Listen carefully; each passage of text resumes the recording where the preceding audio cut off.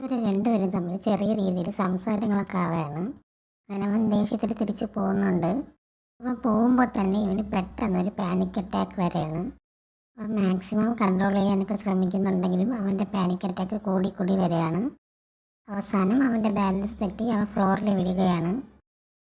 അവൻ്റെ ഫ്രണ്ട് അതുവഴി വരുന്നുണ്ട്. അപ്പോഴത്തേക്ക് അവൻ്റെ ബ്രീത്തിങ് സൗണ്ട് കേട്ടിട്ട് ഇവൾ ഓടി വന്ന് നോക്കുകയാണ്.